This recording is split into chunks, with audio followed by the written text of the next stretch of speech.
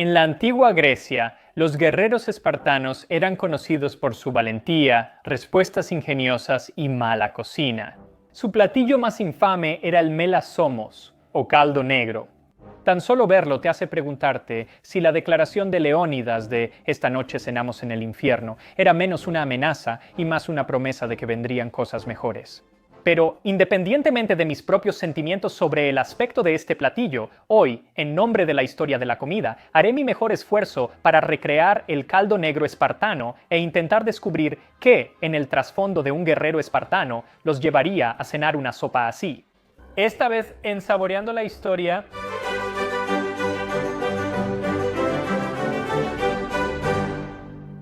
Ateneo relata que un hombre de Síbaris probó melasomos y dijo: «Es natural que los espartanos sean valientes, pues cualquiera preferiría morir 10.000 veces antes que vivir tan miserablemente». Ahora, eso sí que es una reseña de una estrella en Yelp, si alguna vez he escuchado una. ¿Pero qué causó tanto disgusto y veneno por este caldo espartano?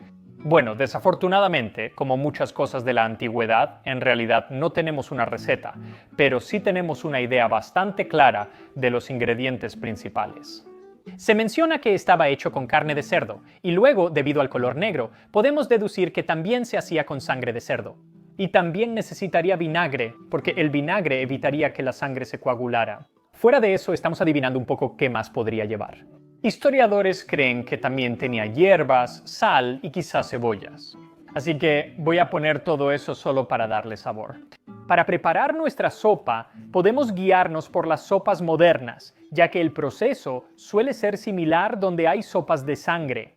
Schwarzsauer alemán, Dinaguan filipino y toda una variedad de sopas de sangre de Europa del Este. Así que esas son mucho más sabrosas, van a tener muchos ingredientes, así que la nuestra será un poco más espartana, pero el proceso debería ser más o menos el mismo. Para esta sopa necesitarás 2 libras o 1 kilogramo de pierna de cerdo u otro producto de cerdo, 2 tazas o medio litro de sangre de cerdo. Encontrar sangre de cerdo no es fácil, pero lo mejor es buscar en un mercado chino. A veces tienen sangre de cerdo fresca, que es lo mejor y justo lo que quieres, pero muchas veces no la tienen. En su lugar usan bloques de sangre de cerdo coagulada que funcionan igual de bien. Solo tendremos que hacer un paso extra durante la receta. Una taza o 235 mililitros de vinagre de vino blanco, 2 cucharadas de aceite de oliva, una cucharadita de sal o más al gusto, 4 tazas o 1 litro de agua, 3 hojas de laurel y una cebolla picada. Primero, coloca una olla grande a fuego medio alto y agrega tu aceite de oliva. Agrega las cebollas y cocínalas revolviendo ocasionalmente hasta que estén suaves y doradas, unos 10 minutos. Luego añade la carne de cerdo y dórala por 10 minutos. Luego vierte una taza de vinagre y después 3 o 4 tazas de agua. Ahora, si tienes sangre fresca, pon las 4 tazas de agua, pero si tienes ese tipo de sangre de cerdo coagulada en bloque, entonces reserva una taza porque la vamos a necesitar en nuestro proceso para licuar el resto de la sangre. Luego, agrega la sal y las hojas de laurel y mezcla todo junto. Luego sube el fuego a alto hasta que la sopa esté hirviendo. En ese momento vas a bajar el fuego a medio bajo y dejar que hierva a fuego lento solo hasta que el cerdo esté cocido, aproximadamente de 45 minutos a 1 hora. Hasta ahora, esto suena un poco como el guiso de cerdo de mi abuela, aunque quizá con mucho más vinagre y unas cuantas papas y otros ingredientes deliciosos menos, pero en general nada demasiado loco.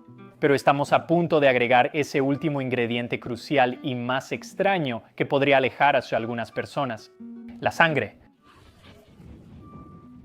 Lo siento, si tienes sangre fresca, agrégala a la sopa, revuelve y cocina a fuego lento, 15 minutos más.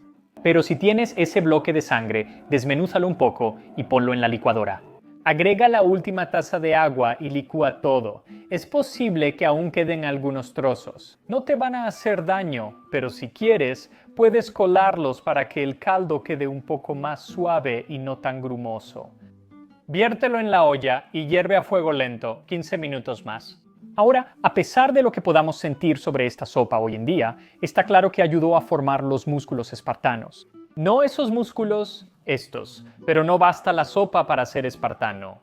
Así que veamos qué más en la vida de un espartano te llevaría a convertirte en un guerrero así.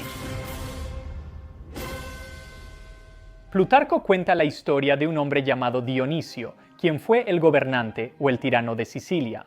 Dionisio había oído sobre el caldo negro mágico de los espartanos que los volvía guerreros endurecidos. Quiso probarlo él mismo, así que buscó un esclavo espartano, que era cocinero, y le pidió que le preparara un tazón para volverse un gran guerrero.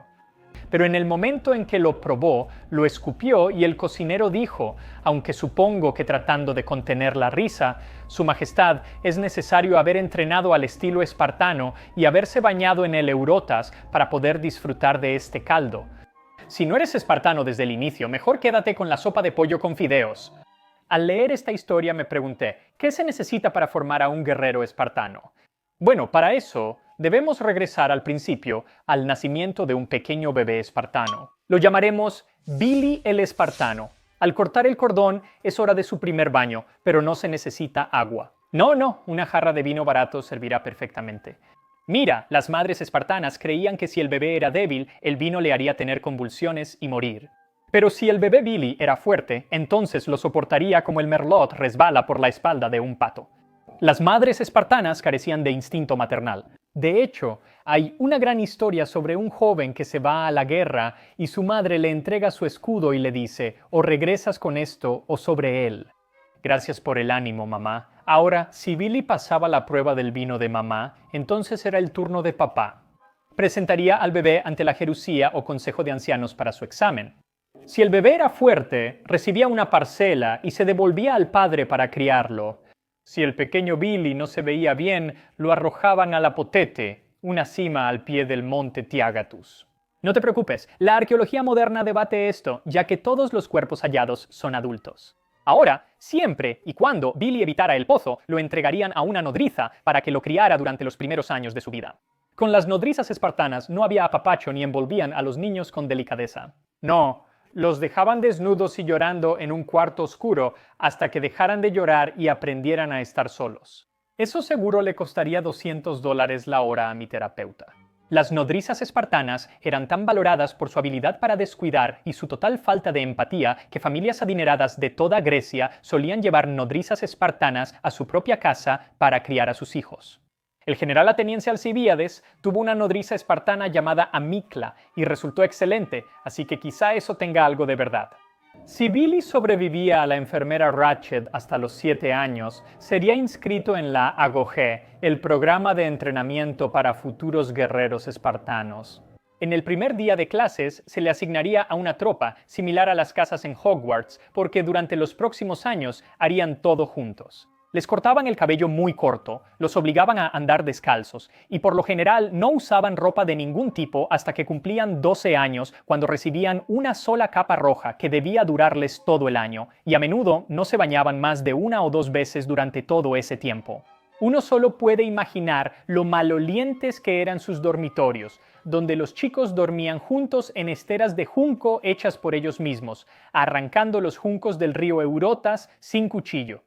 Pasaban sus días aprendiendo lo básico de lectura y escritura, y la mayoría del tiempo en batallas simuladas o golpeando a los ilotas. Los ilotas eran el grupo más bajo de la sociedad espartana, aunque formaban la mayoría de la población.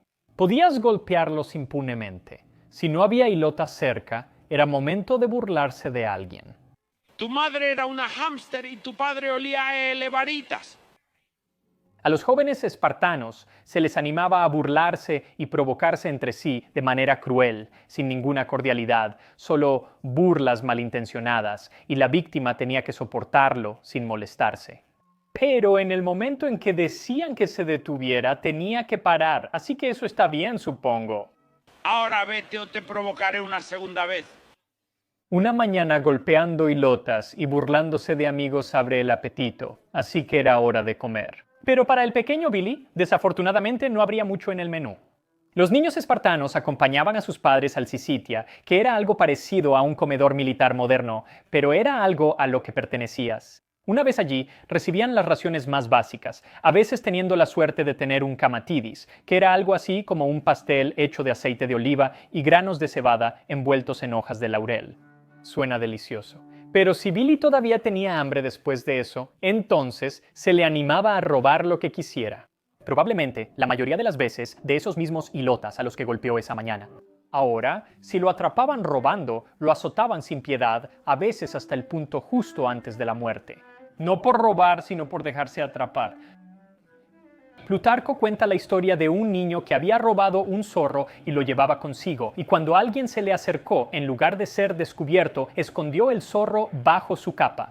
Pero entonces el zorro terminó destripándolo con sus garras y sus dientes, y el niño murió. La moraleja de la historia: roba verduras. Ahora, si el pequeño Billy no es destripado por una criatura del bosque y llega a los 20 años, es hora de unirse al ejército de los Sisi y los espartanos. Debes ser elegido por votación. Si no lo logras el primer año, tienes hasta los 30 años. Puede intentarlo una y otra vez hasta los 30 años. Ese también es el año en que finalmente puede casarse e irse a vivir a su propia casa. Pero si llega a los 30 y aún no ha sido elegido para la Syssitia, entonces se le considera una vergüenza y nunca logrará la ciudadanía completa. Pero buenas noticias para Billy: fue elegido y ahora es un miembro completo de la Sisia, y la comida está a punto de mejorar un poco. Ateneo, citando a Diciarco, afirma: al inicio la cena se sirve por separado a cada miembro sin compartir con el vecino. Después hay un pastel de cebada tan grande como cada quien desee, y para beber se coloca una copa junto a ellos para usarla cuando tengan sed. El mismo plato de carne se les da a todos en cada ocasión, un pedazo de cerdo hervido. Fuera de esto, no hay absolutamente nada, excepto por supuesto el melosomos hecho de esta carne. Puede que haya una aceituna, o queso, o un higo, o algo similar. Ahora esa es la comida básica, pero a veces había algo llamado apaiklon, que era una comida compartida forzada. Después de la comida es costumbre que varias personas aporten algo. Un platillo preparado en sus propias casas y llamado paiklon. Nadie tiene la costumbre de contribuir con algo que haya comprado en el mercado, porque no lo hacen para satisfacer su placer o la gula, sino para demostrar su propia destreza en la casa. Los cocineros anuncian a la compañía los nombres de quienes traen algo para la ocasión, para que se den cuenta del esfuerzo dedicado a la casa y el entusiasmo mostrado por ellos mismos. Así que, como hoy, debe hacerse en casa. No puedes solo ir y comprar brownies en el Piggly Wiggly. Me encanta cuando anuncian los platillos que preparó la gente. Miren, Gladys May hizo su famosa cazuela de pollo campestre. Delicioso. Así que en estos segundos desayunos, por decirlo así, Ateneo dice que los guerreros espartanos comían verduras frescas, frijoles, pan de trigo y a veces hasta pequeños pastelitos de miel llamados fisikilos. Así que claramente, las comidas espartanas tienen una reputación mucho peor de la que probablemente merecen, pero en comparación con muchos de sus vecinos, seguían siendo muy escasas. Según Heródoto, cuando el rey persa Jerjes huyó de Grecia, dejó todo atrás, incluida su lujosa tienda de campaña de guerra. Al ver la tienda, el general espartano Pausanias se impresionó por la opulencia y, curioso por el estilo de vida persa, se sentó en un diván bordado en oro y plata y ordenó a los cocineros persas capturados que le prepararan una comida digna de un general. Luego pidió a sus cocineros espartanos que hicieran lo mismo. Cuando ambas comidas estuvieron servidas ante él, simplemente se rió y llamó a los otros generales griegos para decirles: «Hombres de Grecia, los llamo aquí para mostrarles la locura de los persas, que viviendo de esta manera vinieron a Grecia a robarnos nuestra pobreza». Así que sí, puedes entender por qué el cocinero le dijo al viejo Dionisio que simplemente no lo iba a entender si no fue criado como espartano. Y yo no fui criado como espartano. No, es cierto. Pero aún así voy a probar este melosomos por mí mismo. Así que después de 15 minutos de hervir a fuego lento o más, realmente puedes dejar que hierva todo el día si quieres, pero la sopa ya está lista para probarse. Y aquí estamos, melosomos, el caldo negro espartano. Entonces, sí. Aquí vamos. ¿Sabes? Huele a vinagre, como esperaba, pero también huele a cerdo, no huele mal. Simplemente huele a estofado de cerdo. Aquí vamos. Primero voy a probar solo el caldo.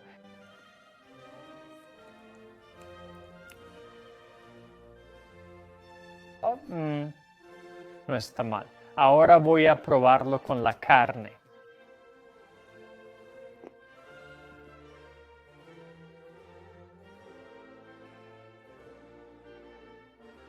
Está avinagrado. Está bien. Creo que esos griegos solo eran unos llorones. No está terrible. No se ve apetitoso y tal vez, ya sabes, eso era lo que ellos estaban considerando, pero está bien, yo no lo querría. No lo haría, nunca voy a antojarme de esto. En parte porque simplemente es algo insípido, de alguna manera. Me gustaría que tuviera más hierbas y especias, quizá usaban más, pero no lo sabemos. Es bastante espartano, que es como debe ser. Sí, ahí está, caldo negro espartano. No sé por qué tanto alboroto, excepto por el aspecto, que es horrible. Así que, aunque no voy a recomendarte con entusiasmo que hagas esto, es algo interesante. ¿Y con qué frecuencia tienes la oportunidad de comer comida negra? No muy seguido. Pero tal vez solo hazlo para ti y tus amigos más cercanos, esos que sabes que no te van a abandonar, porque creo que si haces esto para una cena, esa sería tu última cena. De todos modos, asegúrate de darle like a este video y nos vemos la próxima vez en Saboreando la Historia.